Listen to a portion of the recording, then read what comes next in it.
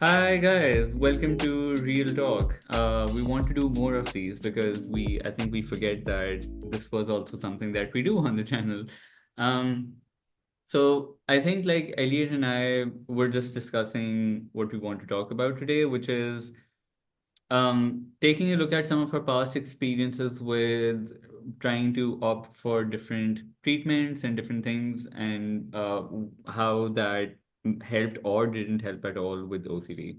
And I think it's important to talk about because this happens like whenever someone new comes in and we ask them, just about their journey overall. A lot of people are coming in with so many different experiences of having gone to so many different people and tried out so many different things, but feeling kind of like hopeless as well that they tried so many things but nothing worked.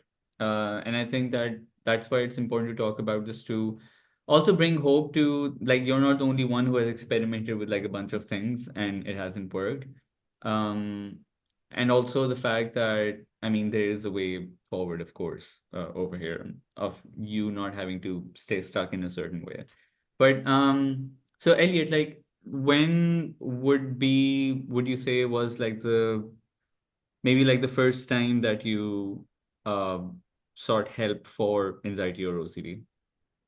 Yeah, so I would say the first time I sought help for OCD was when I was about a year that's about a year and a half into the journey because I think in the first instance there's a lot of shame, and it's you're actually really reluctant to come forward and tell somebody about the problems that you're experiencing, right? So in my instance, it was HOCD, and I found it really difficult to speak about. So for a long while I just sort of kept it Did you bottled ever like up. were you ever like formally diagnosed, or did you just were able to just get an idea of what it is on your own? So yeah, essentially, I got an idea of what it was on my own. Yeah. Yeah, I didn't really have that formal diagnosis. I know, some people do actually get the formal Yeah, diagnosis. same. I mean, I also understood in from my own like research, and I was like, okay, this is what's going on. In fact, Yeah, like I kind of like informed my therapist at the time. By the way, I'm pretty sure I have OCD. yeah, Yeah, exactly. And like, it's a hard one to tell because you exhibit the symptoms of the disorder, right? So it's yeah, compulsions, intrusive thoughts, worrying. But then, of course, you're never going to get that absolute certainty. It's like if you've got diabetes, you're never going to look under a microscope in your blood and see there's diabetes written on yeah, it, right? yeah. So that, yeah, so it Wait, was. I don't know if that's true though. I think maybe there is something you can look under a microscope and find out if you have diabetes. I don't know. Okay.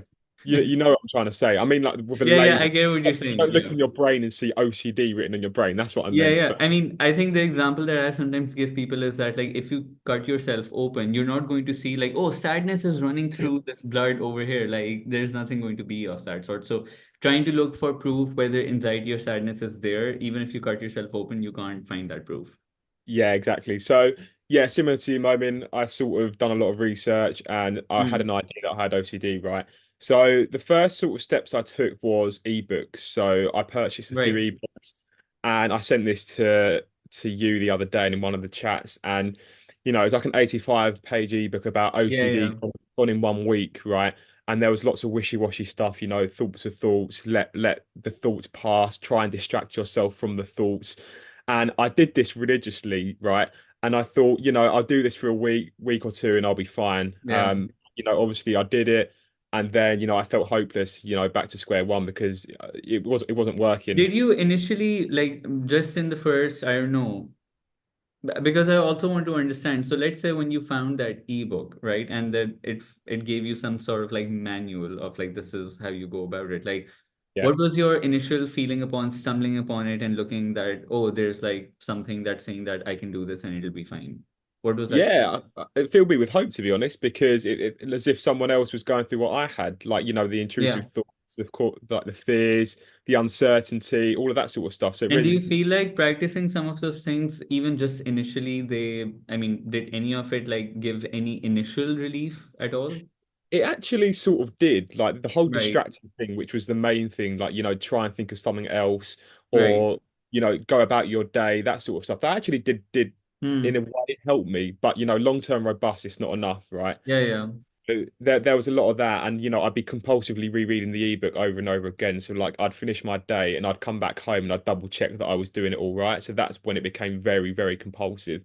So that, that didn't give me the long-term relief. So I did that for a little while, and I thought, you know what, I need to do something about this now. I need to reach out. So as in my post yesterday, hypnotherapy, that was an option that I Yeah. went to in the first instance. And the reason why I did that was, the whole quick fix thing, right? I thought, Yeah.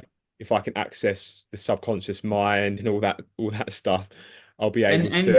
And where did you like again, did you just find that about, that clinic by yourself? Like what and was it like specifically for hypnotherapy for OCD, or was it hypnotherapy for just anxiety? So yeah, so I found this myself as well, and it was mainly just for anxiety, right? Right. So one of like the top clinics in London down Harley Street, which is like a renowned sort of Right, area. right. And yeah, it was mainly just for anxiety, stress, all that sort of stuff. So yeah, I came across that, and I had a few sessions there, sent me back a lot of money. My mum actually paid for it, which was like £3,000, and I felt a lot of guilt and pressure for the sessions to Yeah, work. yeah, So I can imagine. Yeah. I remember the woman was speaking to me under hypnosis, and I was trying so hard to just relax and try and understand what she was saying. Yeah. And then, I did the session, and I felt good for about 20 minutes. And then, like I said in the chat, I had one of All my came strong, back, yeah. it No, all came and back. I think like even for me, like I've never like done anything like hypnosis or anything like that, but I think like just generally meditations and stuff like that. Mm, I think it's funny. I think when I've done meditations just by myself and on my own, I've been able to do them a bit more successfully, and I've, just felt like a general calming effect from them. I know a lot mm, of people don't, but whenever I've done kind of almost like group meditation circles or something like that, yeah, never like because I would be hyper aware of like, okay, am I relaxing or not? Am I yeah, going in that calm, meditative trance or not? Like I would be hyper aware, and I never felt like I experienced that kind of zen or whatever it is. mm, I mean, I don't know what feeling it is that people are trying to achieve with meditation exactly because I've not experienced it. yeah, And I think the maximum that I've done with this is with anything of the sort is, um, I was going for group therapy at the time for just generally trauma survivors and like sexual trauma survivors specifically. And we did these trauma, what were they called? I think they were called like trauma releasing exercises, something yeah, like that. That mm, you do certain things that releases tension or like stored trauma in the body kind of thing from the yeah. body and things like that. Honestly, nothing. Like from that, I felt nothing at all. And people were like, after that, like other people in the group were like, they were having these bad reactions, and or like I don't know what were they having. They were having these like reactions from it, and things were happening. And I was like, really? I feel I feel literally how I did before. Like it's nothing different at all. So I don't know. Like it's those things never worked for me. Never worked for me. No, me neither. And yeah, like you said there's a massive fear element in it. And like, if I'm doing it wrong, I'm not going to be able to get better. Yeah. And Oh, yeah, it's 100% that too. Because when you're doing it, you're like, am I doing it correctly? Am I doing it like, is this the right way? Will this lead to any results? So you're hyper aware of it. Yeah. Yeah, I remember the lady was like speaking to me. She was like, think an army of good thoughts. And in my head, I was repeating that mantra, like, think good thoughts, think good thoughts. And then you try and Yeah. feel that way. You try and really use your emotions to really ingrain the feelings. And yeah, obviously it doesn't work for long-term chronic OCD. It might work for some things. I'm not saying don't ever use hypnotherapy. Yeah. I know people have had successes from it, like people like who are smokers and who can't stop smoking. Oh, Um, really? I've heard that as Yeah. I think quite a like good use case. Yeah. I would definitely like to speak to people who like not for OCD, but for something else have used hypnotherapy and it has really helped them. I'd genuinely be curious to read those accounts as well. Yeah. Yeah, me too. So yeah, that was, I tried hypnotherapy there with the top London clinics. It had no success. I tried again at a more local one. It was sort of a different version. So they'd be playing like trancey music, and they'd be trying to sort of make you feel the music and think of like a happy place with like Yeah. you and your family and friends. And It felt like with the last hypnotherapy, it Mm, felt good in the moment, but not going to cut it for long-term OCD. And then yeah, it just felt hopeless. I thought, you know what, I need something a bit more specific here. So this is when I moved on to like, CBT therapy. And the therapist that I saw was like really good, but I remember obviously with my case with HOCD, it was still just surface level stuff. And yeah, I feel in one of like my first or second session, she tried to make me do the most scary exposure, like like too much in one go. So she told me to go to a gay bar, and I remember thinking like, nah, there's no chance I can do that. And yeah, I hadn't put up my exposures at the time. So although she meant well, and that can be a finishing yeah, yeah. destination for OCD, in the first instance, it was way too much, and it made me really more scared than I probably was I before. think especially when you're, for the most part, thinking that the fix will be just you working it out in your head. I think when Mm, you're relying on that as like the primary mechanism, like even with, something like hypnotherapy and to a certain degree, at least for OCD, it's like trying to work it out mentally through your head to just yeah. like reach a place of peace and no anxiety. So I think especially when you're used to that, but then when you're told, no, you have to put in some behaviors, it's like, oh shit, like it can feel very jarring. Yeah, absolutely it can. And I think, when there's people who actually understand like OCD down to the core like we do, like you can resonate with the other person. Whereas, Yeah. with me, with the hypnotherapy and the CBT, I still felt disconnected. I still felt that element of shame. And it probably didn't actually make me tell everything that I wanted to get off my chest because I didn't have that connection from the other side. So yeah, that's why it's so important to get people that understand, Yeah. OCD Yeah. and No, connection. I think it's so interestingly for me, my first instance of, for the most part, I think my first like instance of actually going for something specific to deal with OCD was OCD recovery. Mm, I think before that, I never really tried out much for OCD. I mean, well, I went for 5-ish years. I was in like your conventional like psychodynamic trauma mm, therapy, family based kind of stuff, yeah. and in my mind, I thought, well, I'm pretty sure that this is also like the cause of my OCD as well. So if I'm able to resolve my trauma and just, get under all of that and access all the information and everything about that uh, in a psychoanalytical way, then the OCD will also go away on its own kind of thing. So I wasn't going to trauma therapy with the intent with like, oh, I'm working on OCD. For me it was like, oh, as a byproduct OCD will also just kind of like go away as well. But obviously then I realized, oh shit, this is not working. I Mhm. actually ended up feeling anxiety and OCD wise, I would say, I ended up feeling far worse Yeah. across the years, and that wasn't, I mean, well, yes and no. Partially I think the therapy format itself, I think, yes, did worsen it a little bit because it encouraged me to obsess over the past and go over each and every single detail and peel back every layer, discuss everything, like, and after I would be done discussing everything and I felt like I had brought up like everything I could from the past, Mm, I was like, wait, but maybe there's something else now that I haven't brought up, and maybe there's a new kind of like story or something that I need to bring up. Maybe that's where, if I'm able to check all those boxes, then maybe then I'll be free from it. So I think, I mean, of course, this wasn't I don't think my therapist or anyone was like keeping me in therapy for that, but like obviously without them knowing or without even me knowing, it was becoming compulsive yeah. to go over each and every single thing from the past and discussing everything from childhood and this and that. Um, and then I shifted very briefly, I think for about maybe 6 months, 5 months, maybe, to a CBT therapist. But she was also like not extensively trained in CBT. So very quickly after that, I basically just moved to OCD recovery because I was like, I think I need something that's more hands-on. Because even with CBT, I was still discussing a lot of like, and again, not to her fault. I think like Yeah.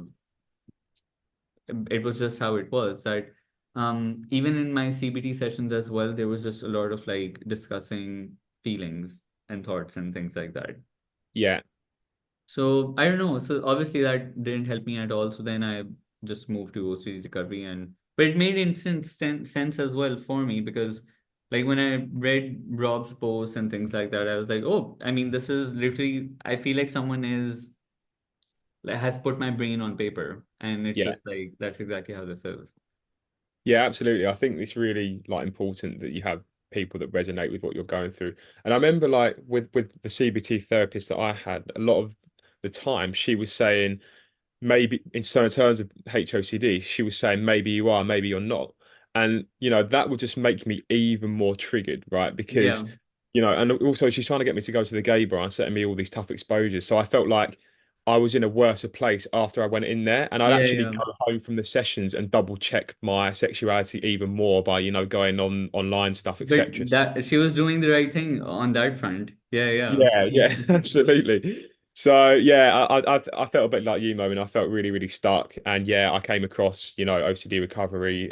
Must have been 4 years ago now, something like that. And yeah, I did actually reach out for sessions. Like I just sort of tried to go it alone again. Reading the YouTube, watching the YouTube videos, yeah, looking at yeah, all the Instagram posts, going by myself, and I actually made a bit of progress, but yeah, I didn't really progress to the extent that I am yeah. now. If I hadn't have got the sessions, and the rest is Of course, history. because I mean, then you're able to look at things specifically with your contextualized individual kind of like angle as well. And again, like I think with just general anxiety or other stuff as well, I think like online resources and everything can make like a massive difference for sure. I'm Mhm. not saying that all online information is completely terrible and bad, but with something like OCD, and especially if it's chronic and it's long, like has been chronic very long term for a long time, it's not easy to overcome it just with online advice Mm. and just reading things and just being like, okay, yeah, maybe this is how it is. Like like I think 9 out of 10 times it requires that very hands-on kind of like individual approach to it to get under it because I mean, it is stubborn. It's a very stubborn disorder. Like it does not budge that easily at all. Um, did you ever like? I know you're close with your family, and I know you have spoken to your family openly about, of course, having OCD and just like problems. But like, did you ever speak to any of your friends about it? So in the first sort of year or so whilst I was on the recovery journey, I didn't. No, I kept it all to myself because one of my, I had a massive fear of rejection element from HOCD, right? And Yeah, I just couldn't bring myself to tell my friends. Like, it got to the point where I'd be going out with my friends and like I couldn't even I wouldn't want them seeing me look at another guy in case they thought I was gay. So the fear of rejection element was ramped up. So there was no chance I could tell, yeah, my friends about it within like the first year or so. And as I started to do like the shame attacks, as I started to break down rejection, I became more open towards telling other people. So I must have been about, a year and a half in, and I stopped. I told my friend that, this is what I'm going through right now. This is what I've had. And, I actually wish I told them sooner because, we play it up to be really scary in our minds what someone's going yeah, to think. And it's like, before an exposure, we think it's going to be really bad. But when you do it, you sort of find out that it's not as yeah, bad. yeah, yeah, So I wish I sort of told them sooner. But, hey ho, you sort of learn that from the journey, don't you? yeah, yeah. Right. No, but what his response, I would imagine, was like completely okay and like supportive. Yeah, yeah, absolutely. Yeah, completely supportive. He was my best friend. So Yeah, he also sort of gave a bit of like reassurance, but they don't understand. He was like, "No, you're of not. course. You're being silly. Like, stop Yeah, yeah, worrying." yeah, yeah. No, of course. Yeah. Uh, Is that your best friend on your like cupboard at the back or something? That picture. uh, that's actually my brother with our niece. So Ah, okay, yeah, okay, but okay, yeah, someone else. Yeah, yeah. okay. Someone else, my brother, someone else. Just this random dude. Right, okay. Um, I was yeah, I think like I told in fact I told a lot of my friends I had OCD, but the the thing is that because as far as contamination OCD goes, it plays out in your very like stereotypical expected ways of OCD, which is not touching, things and washing your hands and this and that. So I think at times I also felt a little frustrated as well, just with that, because I thought like I have your very quintessential typical theme that people associate OCD with. And people seeing me going through OCD are then going to have that reinforced image of OCD as well. So I was just getting frustrated with all of that because like, no, it's more than that. It's not just this. Um, but I told a lot of my friends, and it was obvious. It was extremely obvious. Like when I was in college as well, like when we would be, entering like the auditorium, I mean, I would ask my friends to open the door. I would not open the door. Mhm. And that would just completely feel like hell. And at times, what felt extremely embarrassing as well. At times, I also asked a couple of my professors to open the door for me. Mm. And because those were like very understanding professors, and they were very like empathetic, and they were very kind of like they took care of students' mental health and this and that. So Yeah. I mean, in that sense, I was fortunate that I felt that I had their emotional support. But it felt embarrassing to ask them like, "Hey, can you open the door for me?" But I did that. I literally did that, and it's just like, but I mean, and basically, my college was at the time where I was going, like it felt everything was contaminated, just like contamination OCD is. It kind of like spreads everywhere. Mm. And so when we would have our free periods in between, they would ask me like, "Hey, so like, where do you want to sit?" Like they would ask me because I couldn't sit anywhere and everywhere. So I'd be like, "Oh, okay, maybe we can go sit there. Maybe we can go do that thing." Yeah. And I would, but while it felt like, and of course, like my friends didn't know, they were enabling my compulsions, of course, but like they didn't know at the time. But also, um, I felt guilty as well. So there was that side of guilt as well that, oh, like I don't want to be someone who feels so self-important that I am driving the entire, uh, I'm dictating where we sit, where we go, what we do, what we don't do. I don't want to be in that position, but I also felt completely compelled as well. I felt like I had no other option. So it Yeah. was kind of like a being stuck between like a rock and a hard place because I surely at the time did not want to touch certain things or sit in certain seats and benches and rooms and things like that. Um, so a lot of my friends knew, and I was fortunate to be very open with them and them being understanding of that. Even if they didn't understand OCD completely, Mm. they understood that okay, there was something going on. But that also gave room for me eventually to confess a lot as well. That was the Yeah. other side of the coin as well. So I had to really pull myself back on that front. Yeah, absolutely. I had this thing as well, like I don't want to come across as being down or depressed or like bring the vibe down Yeah, because yeah, that was another big fear of rejection element for me. I didn't want to be seen as this sort of depressive, boring person. And I guess when you're sort of growing up as, sort of in your 20s, that's the last thing you want to be yeah, perceived by friends, right? So there was a lot of that going on as well. So yeah, I did keep a lot to myself, and I do wish that I said something earlier. Like it can be a great exposure to tell your friends about your mm, OCD thing. Like you can't underestimate the importance of that, yeah. and it just sort of gets, Because many people are like keeping it completely to themselves, not like mentioning anything to anyone at all. yeah, And that becomes, I mean, yes, there's a thing of like not confessing and not like, talking about it all the time. But then yeah, some people are compulsively just keeping it tightly wrapped. So, yes, I mean, the exposure is to then maybe tell someone or like try and confide in someone and see what happens. yeah, for sure. Um, It's very uh, rare for me to even like have heard someone say that I told someone I had OCD and it went really badly. Like that has like I think almost that has I mean it has happened, but it's extremely rare. yeah, most of the time it's just compassion, I suppose. And Yeah. when you tell other people what you're going through, they actually, they can really understand what it's actually like to have OCD and not like, just being tidy and cleaning and stuff. There's Yeah. there's so much more that goes into it. So It there's is. that going on as well. You're about to Uh, say something. yeah, and I was going to add as well, like as well on my journey. So obviously I had the hypnotherapy, I Yeah. had like the ebooks, I had CBT. Another thing that I tried to do was like I read a lot of books, right? It's funny, I think I feel like I tried to like engineer a way out for myself. So I read a lot of books that I thought would help. So I read like The Fear Bubble by Ant Middleton, which is a good book. You know, I read The Art of Happiness by the Dalai Lama, which is a really good book. Yeah. That's a Art of Not Giving a Fuck. That's a good book. So all of these books I tried to read and just gather knowledge about like, you know, fears and, you know, philosophy. And there was some really good insights into there. But again, you know, I was still sort of chasing my tail and struggling and it wasn't Yeah. robust. It, And but that's also good as well. I think like I mean a few things. I just think reading books in general I think teaches you a lot. I mean Nick is yeah, one of the main prop you know trailblazers maybe. yeah, I mean I don't know what word I was looking for. Yeah, I used to be a very avid reader, but then I completely lost any interest in reading books when I suffered with OCD. But then yeah. I got back into reading books as well, which I'm glad.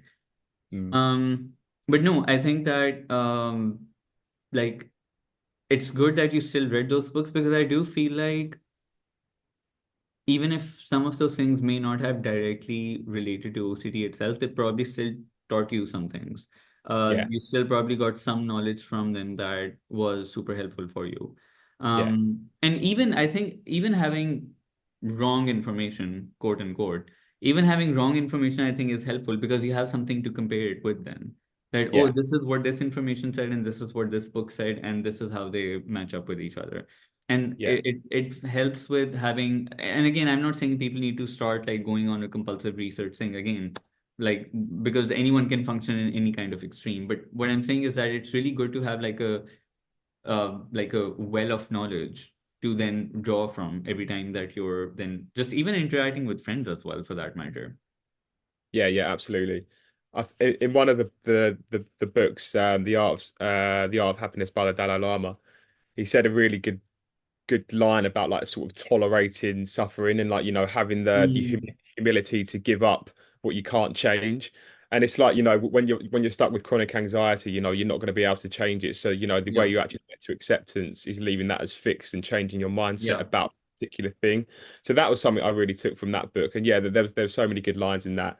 Like the fear bubble, Ant Middleton, you know, is he used to work in the army and you know mm, working in Afghanistan and it was really good for exposures actually because he'd say to like harness the feelings of like fear and you know doubt and then you know before you do an exposure that's what you're faced with so it's about just harnessing that allowing it to be there and then stepping through so yeah like you said there was actually nice, loads of good yeah, elements to the book so yeah it's always good to sort of read around it you know I remember you gave me a recommendation on another book Surrounded by Setbacks by yeah, Thomas yeah, Eric I yeah, think which yeah. was a really good book which helped me be more realistic about you know the obstacles that happen in OCD so yeah, Oh, although you've we got already read that.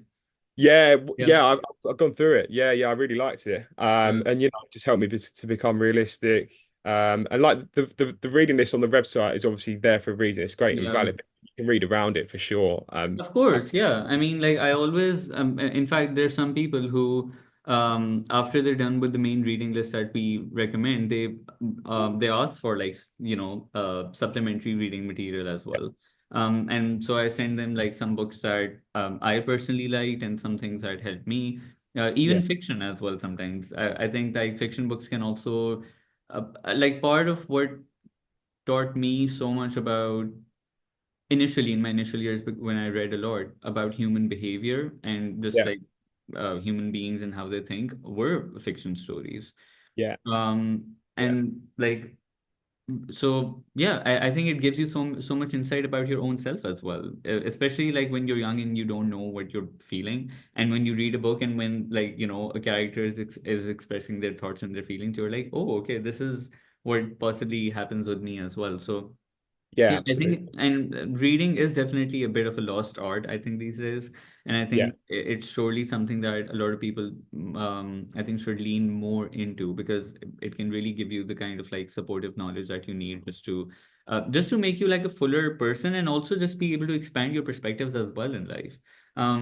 Because when absolutely. you're just like so laser focused on this is what I want and this is my life, how my life should not go, and this is what should happen and shouldn't happen, like part of it is also you lacking like like a more kind of like exposure and awareness of life itself as well, and how Yeah, that goes. absolutely. So no, for sure. Um, Elliot, anything else you want to add today? Yeah, I was going to ask, did you use medication on your journey, Momin? Yes, I did. I used it for 3 months, 4 months, Okay. something Yeah. like that. And it massively helped reduce my anxiety. Mm. I mean, I would say probably it brought it down from like a 10 out of 10 to maybe like a 4 out of 10 kind of situation. Yeah. It was massively reduced. But at the time, I wasn't coming in for any, sessions with OCD recovery, or like, I wasn't actively working on OCD itself. Yeah. So I thought if I can reduce my anxiety, then all my other things would fall into place, because in my mind, I felt like my anxiety was the driver of all my behaviors in my life as well. Mm. But that wasn't true, because soon I realized that yes, even though my anxiety has had massively reduced, but my compulsions were still very much in place. They felt Mm. so embedded and so autopilot. I just could not stop myself from doing them anyway. I did not Mm. feel, I mean, yes, again, before taking meds, even just, me doing my hand washing compulsions, it gave me a lot of anxiety. I felt really anxious even doing the hand washing. Yeah. After meds, yes, the anxiety went down, but I was still washing my hands. Yeah. And I felt very, very stuck in those behaviors. So after that, I think I just like came off of them, because I was like, if it's just a reduction in anxiety, but my pretty much the rest of my life is still the same, then I don't want to use meds. That was Yeah. just my logic. So I just came off of them and I didn't use them again. And the rest of my journey then I did without meds. Yeah, I was similar to you actually. So I used Prozac for about 3 months, and Right. it sort of came from the magic thinking side of things. I got really depressed over, the thing I said about. So basically, I made up a lie about my granddad going to hospital, and I thought, Yeah, if yeah. he dies, then I'm going to be at fault, and I got really depressed over that. So yeah, I went on to Prozac for 3 months, and yeah, like you, similarly, I went from feeling really quite depressed to mildly depressed. And I had other like sort of side effects from it though. I felt a bit nauseous, headaches, like I didn't really feel great. Although I felt better in like my head, like the physical element of the medications just felt a bit too much. Yeah. And I lost libido for a good month, like oh, zero. me too. Like, Yeah. And yeah. I had this fear of like post SSRI sexual dysfunction. Yeah, yeah. So A lot of people have that fear. Yeah. yeah, yeah. So I had that fear, and I thought, you know what, I don't want to take the risk here. I need to come off meds like within a few months, and I did. And obviously, I felt a bit better, but I still felt a bit, Wait, so do you think that, I mean, now looking back, do you think coming off meds was a bit compulsive as well to kind of yeah, like, yeah, yeah, okay. yeah, yeah. Probably was actually, yeah, Yeah, yeah. Obviously, I didn't realize at the time. I thought, yeah. yeah, the 0 to 100 urgency. I've got to do it now, and that could be compulsive jumping around, and so I didn't realize that at the time. But yeah, looking back, it definitely was. Right, right. Yeah, Um, I think for me, I mean, it was literally just like, like I just didn't feel like I wanted to anymore. mm, I mean, I was okay being on them as long as I had a game plan post, like, okay, what do I do now? But yeah. because I didn't have that, so I was like, why use meds in the first place? And then the second time around, when I just actively started working on recovery itself, I didn't even consider, because I was like, I don't think maybe even though I was really chronic, by the way, like looking back, I do sometimes wonder, like, maybe I could have done some of my recovery work, or especially my exposures, that maybe I would have done them sooner if I may have taken meds, who knows? Yeah, yeah, But again, I don't have any regrets about that. But no, yeah. for sure, I just didn't give them then a second consideration as well. I mean, and again, to each their own. I also then didn't feel like I wanted to unnecessarily keep putting something in my system as well. Mm, That kind of notion as well. But I mean, I come from a family of doctors, so I clearly don't have any problem with meds. yeah. But it was just like unnecessary things in my body, and just like, again, not knowing what to do after that. But Yeah, someone asked me this question the other day on a one-to-one as well, whether I took meds or not. And yeah, that was my same answer on that front too. yeah, And I yeah. Because also I know, never took any supplements or none of that either. Like, that was never even a consideration for me, that, oh, I maybe need to take some kind of supplements that can help me with anxiety. Yeah. Because I was already so, um, in some ways cynical as well. I was like, supplement, come on, like how is that going to help me? Like I already had that notion, so I just like didn't even like look into any of those things.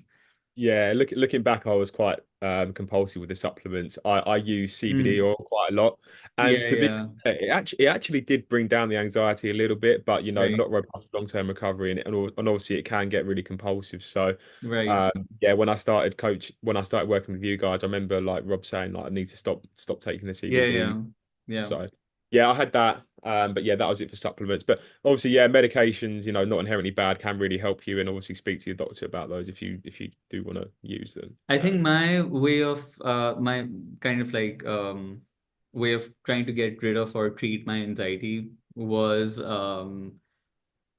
again talking about it. Like I genuinely felt like if I talked about my anxiety and if I, psychoanalyze it enough and this and that, I can find that fix. That the fix to anxiety is the psychoanalysis. I was so convinced in that. Yeah. Um, yeah, I mean, clearly didn't get me anywhere. But it was also a relief as well after, 5, 6 years of constantly analyzing when I was like, okay, I don't need to do this. It was a Mm, relief because I was like, okay, I can breathe. Like I can let it be. I mean, of course, yeah. it wasn't that easy of a switch to be like, okay, I'm not going to analyze it. But like when I'm eventually when I stopped, I was like, okay, this is liberating and this is good. It eases my mind. I don't need to be thinking about some of these things. No, absolutely. Yeah, the headspace that you get like after Oh, 100%, starting to decide, 100%. it's like you think, fucking hell, like how have I got all this spare time to Why myself to did I think? not realize this before? Like it's just I felt stupid a little bit, but Yeah. no, for sure. Yeah. Mm, Okay. All right. So Elliot, I think we should do this like not after like 6 months. We should do this sooner for sure. Maybe we'll do absolutely. another one next month. But Yes. yeah, I think we in fact we should do maybe a bit of a collective one near Christmas time as that's coming up. Yeah, That absolutely. should be a good one. All right. Well, have a good weekend and I'll see you around on WhatsApp. Thank you. Bye All bye. right. See you. Bye.